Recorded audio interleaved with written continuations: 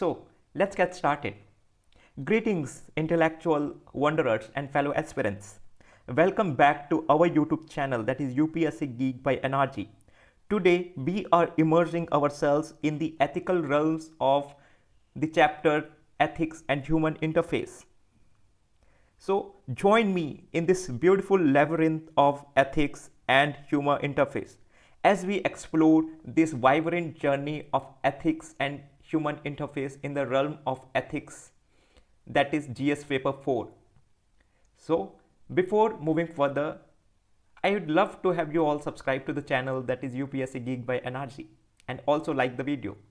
So before starting with the second lecture of today, that is lecture number 2 of ethics and human interface, I would love to take you all to the lecture number 1 and just give you a brief synopsis of it. So in the lecture number 1, we have already dealt with the types of different questions that are usually asked, and we have analyzed the previous year question from 2013 to 2023, and we came to the conclusion that keyword based question has majority of chances, that is 36%. Then comes quotation based question, and then the remaining 2. Then we saw different ethical dilemmas that are prevailing in world today, like climate change, like poverty. Then we have understood the basic concept of ethics and human interface. Then we have seen what does or how Mahabharata explain the concept of dharma, that is ethics. We have moved then broadly ethics pertains to what are the broad contours of ethics, then to the very basic question, that is why to be ethical, right? Then we have seen one of the most recent case example of a rural welfare association, okay, of Bangalore, and what are the various consequences of that particular action, right, where a residential welfare association has banned the maids from entering a private spaces like parks and etc. So what were the various ethical issues with such notice which were issued to the residents who were residing in that particular complex or apartments, okay? So then we moved to the history and approaches in ethics. What were the different approaches and how did the stream of ethics evolve, right? Then we have analyzed ethics from 2 perspectives, that is ethical absolutism and ethical relativism, right? How one school consider ethics to be universal, that is ethical absolutism, and how the other school, that is ethical relativism, considers ethics to be very relative, right? Then we have tried solving this particular dilemma, whether ethics is relative or ethics is absolute, by choosing the Buddha's Madhyam Marg, right? In certain cases ethics is relative, while in most of the cases it is universal, right? Then let's get started with today's lecture, where we will be mainly dealing with the scope of ethics. Then we will bursting some of the myths, what ethics is not, right? So let's get started. So what are the scope of ethics? So ethics is mainly associated with the human actions, okay? And as we know that there are 2 types of human actions. The first is human action and second is action of humans. So what is human action? The human action is one which human beings do consciously or in deliberative manner with a particular end in the mind, right? What can be an example? Like profession of medicine, profession of lawyer, and etc. We practice that very consciously with an end to solve certain problem, right? And what is other type of question? It is basically, what is other type of action? It is basically action of humans or certain involuntary action that humans do, for example sleeping, eating, and etc., right? So what is the scope of ethics? So scope of ethics is applicable only to the human actions, right? The actions which are done consciously, which are done voluntarily, which are done with an end in the mind. So the scope of ethics will only be applicable to the voluntary actions of the human beings and not the involuntary ones like sleeping, eating, and etc. Right? So this is the scope of ethics. So Let's now bust some of the myths which are greatly circumventing the stream of ethics. Okay, so how we are going to burst the myths? By expliciting what ethics is not. Most of the time we tend to confuse ourselves with several other notions of ethics. Sometimes we consider ethics to be morality, sometimes we consider ethics to be a religion, right?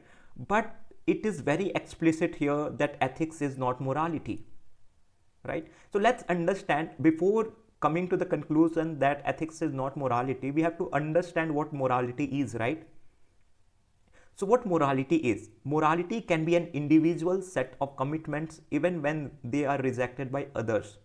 But one cannot be ethical alone, right? So here is a clear distinction between morality and ethics.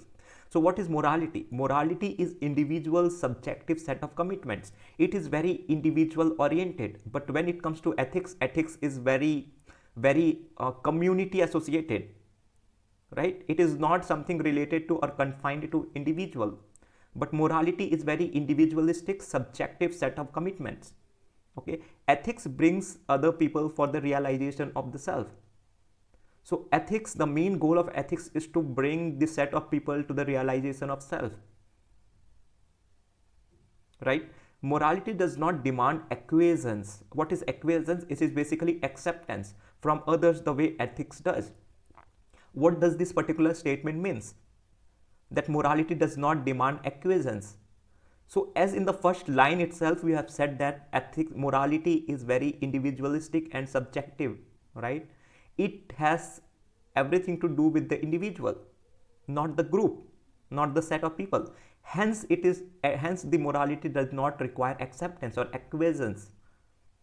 Whatever is moral for me has nothing to do with the group of people, right? Let's say my personal or subjective morality is to practice gymnastic. I cannot expect other also to do the same or practice the gymnastic, right? And hence it is possible to be moral alone. It is possible to have your own set of morality.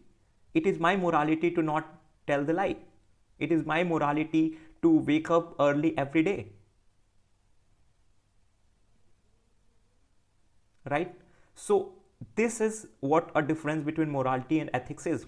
In very simpler sense, morality is very subjective. It is very much limited to the individual, whereas ethics is not limited to individual. Ethics is always applicable to a particular society, to set of people, to group of people. Morality does not require acceptance or acquiescence, whereas ethics require a mutual agreement, of set of people, right? So let's see one beautiful example of ethics versus morality. So here morality or my personal moral is not acceptance of LGBTQ or the queer community. It is my independent notion, it is my independent belief. Just for example, right, even I respect and even I accept the queer community, but just for the sake of example, one cannot accept LGBTQ community. But when it comes to ethics, it is very much ethical to support LGBTQ. So what is the common ground? It is respecting LGBTQ. The morality or the subjective notion can be that one might not respect or support LGBTQ. But what does society practice? What is the ethical in society? It is basically supporting and respecting the LGBTQ community. And hence, when morality and ethics, they come together, they provide a common objective ground. That is the realization of self, how I myself is differing from the society at large. And hence it is giving one objective common ground for the realization of self, that though I might not accept or support LGBTQ, but I have to respect them because society does so, right? This is how ethics is not morality. The second is ethics is not religion. Okay, ethics is not religion. Many people are not religious, but ethics applies to everyone. Ethics applies to everyone irrespective of their caste, creed, gender, religion, sex, and etc. Right? Hence ethics is universal. But religion may not be universal. Some people may be religious, some people may be atheist, right? But ethics is something which is universal, which applies to everyone irrespective of their religion. Most religions do not advocate high ethical standards, but sometimes do not address all types of problem we face, right? Very general idea that very almost all religion advocate high ethical standard. Then one should, like that, for example, one should not lie, one should always practice non-violence, one should not eat non-vegetarian food by killing the animals, and etc. These all are high standard ethical practices, but do not address all the types of problems we face, right? Let's say there are ethical issue of polygamy, right? The religion, few religion who are highly ethical do not address all the types of problem or ethical problem that we face, right? For example, slavery was a great ethical problem, but not all religion they addressed the issue of slavery, right? Hence ethics is not religion. The very or most illustrious example is, if all religion teach peace, then why can't all religion achieve peace? This is the very basic example and connotation when it comes to distinguishing between ethics and religion. And the most recent example is the war, the Israel and Palestinian war that is going on, right? The basic notion is peace. The basic notion is religion, right? So we have to understand that ethics is not religion. The third myth is ethics is not following the law. Okay, ethics, just by following the law one cannot be ethical. Okay, so let's see. In law, a man is guilty when he violates the rights of another. Okay, if I violate the right of other, I will be guilty in the eyes of law. If I kill someone or do something wrong, I will be guilty in the eyes of law. But in ethics, one is guilty even if he thinks of doing so. But in ethics, even if I think to commit a murder, I will be guilty. This is what Immanuel Kant says. A good system of law does incorporate many ethical standards, but law can deviate from what is ethical. Right? Let's say, for example, something can be ethical or something can be legal, but may not be ethical. Once upon a time in ancient civilization, slavery was legal. It was accepted norm, but it was not ethical. Right? Something can be legal, but it does not necessarily will be ethical. So this is what this particular line is saying, that a good system of law does incorporate many ethical standards, but even law can deviate from what is ethical. Okay, law may have difficult time designing or enforcing standards in some important areas and may be slow to address new problems. Right? So how it can be a little bit slow when it comes to certain problems. The best example is medical code of conduct. Okay, there is no legal obligation for a doctor to go beyond his normal practice, but in the case of emergency or in the case of crisis, doctor chooses to go beyond his medical practice just to ensure that the patient do not suffer the fatality or the final death. Right? So hence ethics sometimes get slow when it comes to certain provisions or the new problems. Okay, so ethics is not following the law itself. Ethics is very big picture. Ethics is beyond religion. Ethics is beyond morality. Ethics is beyond law. Ethics is universal. Okay, this is what we have to understand. Ethics is not following culturally accepted norms. Okay, ethics is not following culturally accepted norms. Let's see. Some cultures are quite ethical, but others become corrupt or blind to certain ethical concerns. Right? For example, United States was to slavery before the Civil War. Caste system in India. These are widely accepted norms in certain society, but they are not ethical. Right? So there is a profound or famous statement which says that when in Rome, do as the Roman does.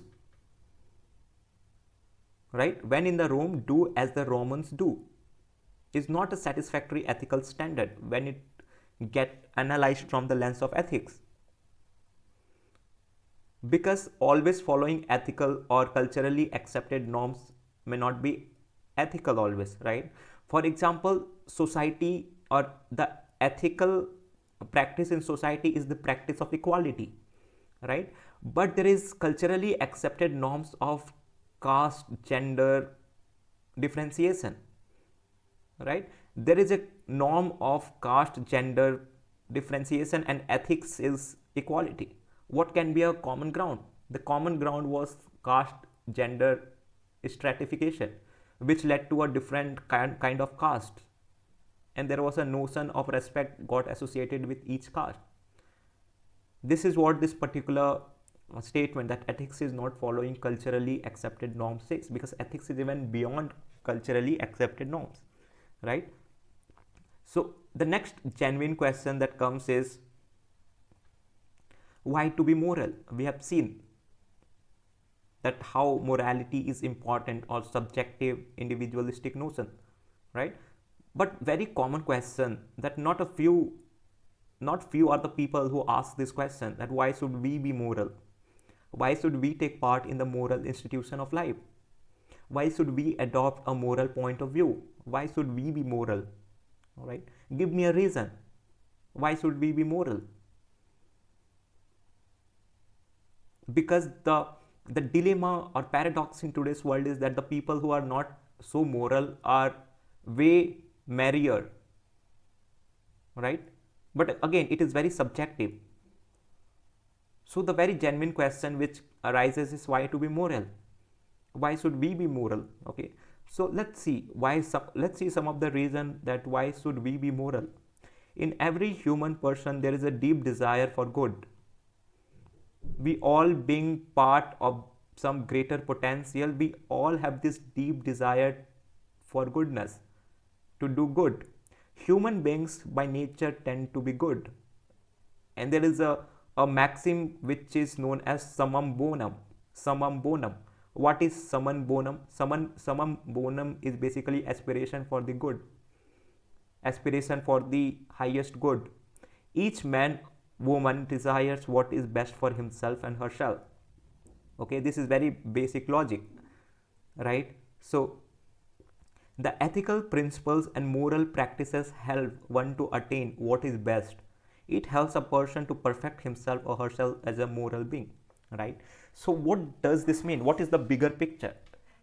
Since in the introduction that ethics is not morality, we have understood what morality is. Morality is very subjective or individual set of commitments that we make for our own selves, that we formulate in order to execute our life, right? And hence we have the control over the formulation of our moral principles, right? Like how we want to lead our life. And hence we can design our moral principles in such a way that if we follow that set of principles or commitment, it will lead us to the attainment of best, the summum bonum. And that is what, or that is how a moral principle or morality is important for individuals, because ultimately it helps person to perfect himself or herself as a moral being. Morality has to do more with one's interior self than the practice of some customs or set of rules. Morality being very subjective in nature, it is basically a interior grooming than the exterior rituals and practices. And if one is internally well groomed with a great sense of morality, then there are chances that his external manifestation will also be beautiful, because your outer reflection is your inner manifestation, or your outer manifestation is your inner reflection, to put it more explicitly. Okay, so thus morality helps oneself to groom his interior self, which will ultimately lead to the external manifestation of internal reflection. Viewed from this point, morality is a deep down desire in human person and is something to do with the very nature of human person. What is that very nature of human person? That is the aspiration for the utmost good, or summum bonum. We all want to aspire for the best version of ourselves. We all want to be the best version of our own selves, our potentials, right? And hence morality helps us to reach there, reach the state of summum bonum, right? So this is how morality helps us. Morality is a lot like nutrition. Why this analogy is being made here? Why morality is a lot like nutrition? We do not take a course on nutrition, but still we have some of the basic concepts about nutrition, because we are learning with process. We are learning what kind of nutrition is beneficial for us, what kind of nutrition is not good for us, right? And despite not taking a course on nutrition, we still know some of the basic concepts about nutrition. It is same with morality as well. Morality is something which is inherent within us. It is not something to be taught. We know what is good for us and we also know what is not good for us. And since while nutrition focuses on our physical health, morality is concerned about our moral health. It seeks to help us determine what will nourish our moral life and what will poison it, right? As we can easily discriminate which kind of food or nutrition is poisonous to our health, similarly we can make sense of the kind of things of morality which can create destructions to us, right? So morality is not like a nutrition. Morality is a nutrition to our moral life, to enhance the quality of moral life. It seeks to enhance our lives, to help us to live a better life, right? So morality seeks to enhance the quality of our life, to lead a more happy and better life. This is the benefit of a moral life, or morality for individual, right? So morality aims to provide with a common point of view from which we can come to agreement about what all of us ought to do, right? So these are some of the benefits of morality. Why to be moral, right? That was the question which was asked to us. Why to be moral, right? So these are some of the benefits which are given to us in order to decide whether to be moral or not, or why should one be moral,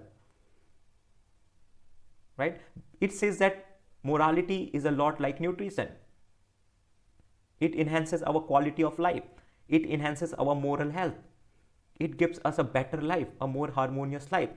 That's why one should be inclined towards morality, right? It leads to a state of summum bonum, right? Morality aims to provide with more common point of view from which we can come to agreement about what all of us ought to do, right? In the first case, in the first example between why ethics is not morality, we have taken one example of LGBTQ, where ethics says that ethics basically supports the notion of LGBTQ. But morality, which was very subjective, does not support LGBTQ. But when there was a conflict between ethics and morality, it gave a very common ground that if you are not supporting LGBTQ, at least you have to respect LGBTQ.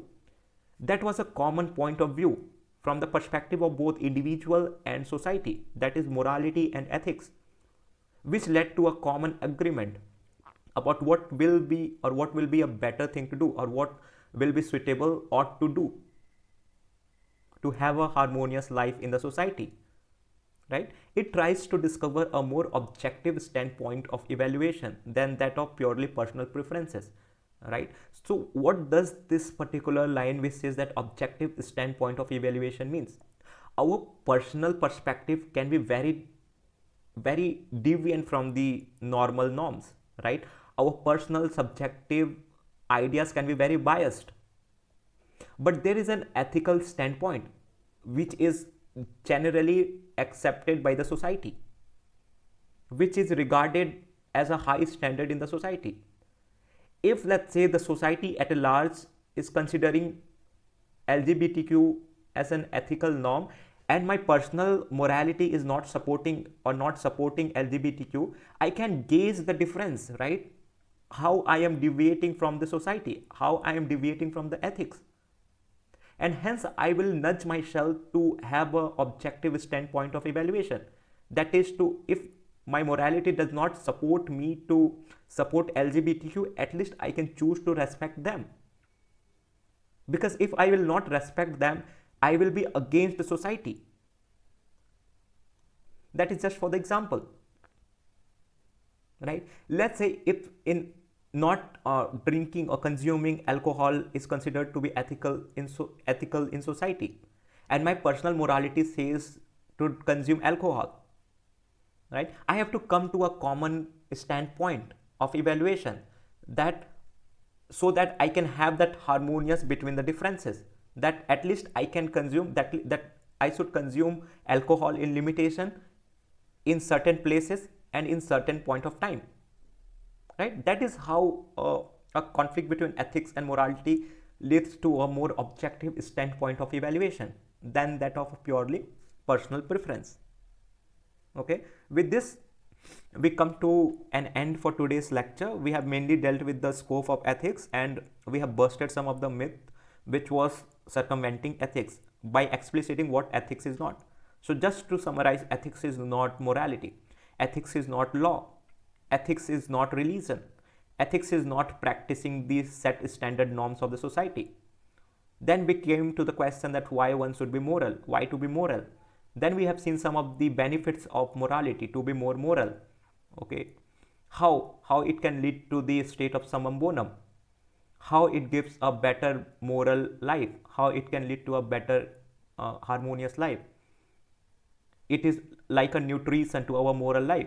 Then we have seen how morality aims to provide a common point of view, how it tries to discover more objective standpoint of evaluation. Okay, with this we almost done one part of the human ethics and human interface, and in next lecture we will see different branches of ethics and various personalities related to the stream of ethics. Okay, so with this, let's end today's lecture, and please people show your love by subscribing to the channel, that is UPSC Geek by NRG, and I'll try to be more regular in releasing the ethics videos so as to help you all and also learn. Okay, so make sure to strive, because thus you strive so you thrive. Thank you.